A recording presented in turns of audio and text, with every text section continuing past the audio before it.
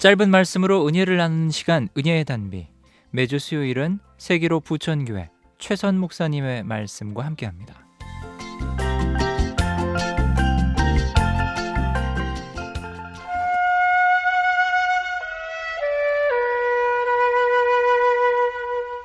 우리의 영혼을 잘 관리하려면 하나님의 말씀으로 자신의 모습을 살펴볼 수 있어야 합니다. 나를 알아야 합니다. 지금 내가 어떠한 상태인지, 어느 정도의 수준에 있는지 알아야 합니다. 객관적으로 자신의 장단점을 알고 자신의 단점을 줄이며 장점을 키워나갈 수 있는 사람이 성숙한 사람입니다. 그런데 나를 아는 것이 쉽지 않습니다. 이 사실을 확인시켜주는 재미있는 이야기가 있습니다. 외국 학자들은 한국 사람만 모르는 것이 3가지가 있다고 말합니다. 첫 번째는 한국 사람은 자기들이 얼마나 잘 사는지 모른다는 것입니다.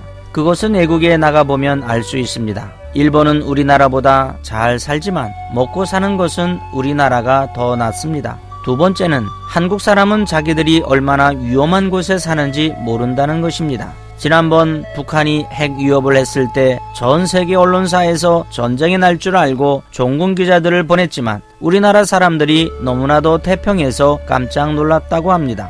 세 번째는 한국 사람만 중국과 일본이 얼마나 대단한 나라인지 모른다는 것입니다. 두 나라 다 세계에서 달러를 가장 많이 가지고 있고 인구도 많고 땅도 큽니다. 그런데도 우리는 그들을 어렵게 생각하지 않습니다. 이처럼 우리는 우리 자신을 모르고 삽니다.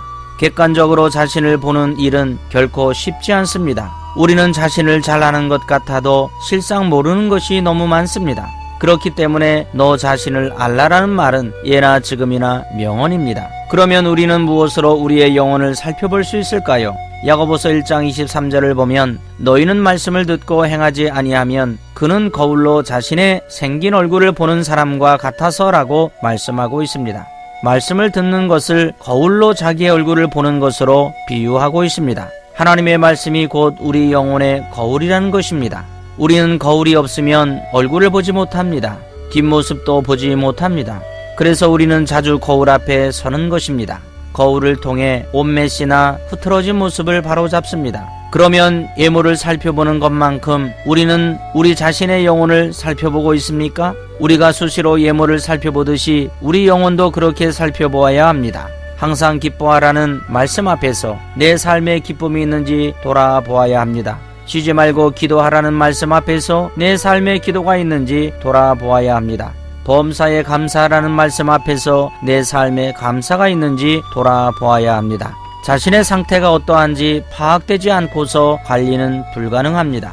내 상태를 알아야 고칠 것은 고치고 바꿀 것은 바꾸고 버릴 것은 버릴 수 있는 것입니다. 무디는 19세기 미국에서 가장 능력 있는 전도자였습니다.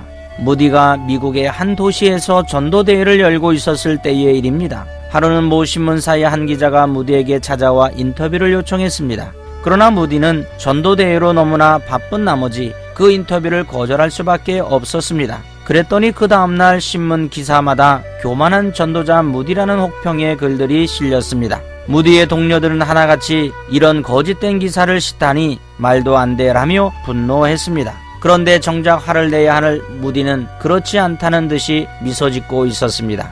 이를 의아하게 생각한 동료 한 사람이 무디에게 물었습니다. 선생님, 기사마다 공개적으로 선생님을 교만한 사람이라고 비판하고 있는데 선생님은 화나지 않으십니까? 제가 화가 날 이유가 어디에 있습니까? 그 기자는 나에 대해 잘 모르고 쓴 것 같은데 말입니다. 나는 그보다 더 교만한 사람입니다. 이것이 나를 아는 자의 겸손한 모습입니다. 나를 아는 만큼 우리는 겸손해지고 하나님의 은혜에 감사할 수 있습니다.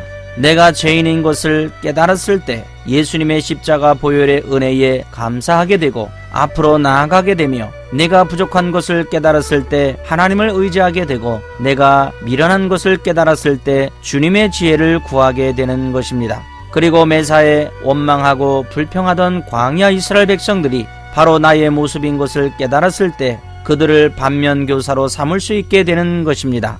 사랑하는 극동방송 가족 여러분, 우리가 영혼을 관리하는 목적은 우리의 영혼을 성숙하게 하고 그리스도를 닮아 주님께 더 가까이 가려는 것입니다. 하나님의 말씀의 거울을 통해 지금 내가 어떤 모습인지, 지금 내가 서 있는 곳은 어디인지 깨닫는 극동방송 가족들이 되시기를 예수 그리스도의 이름으로 축복합니다.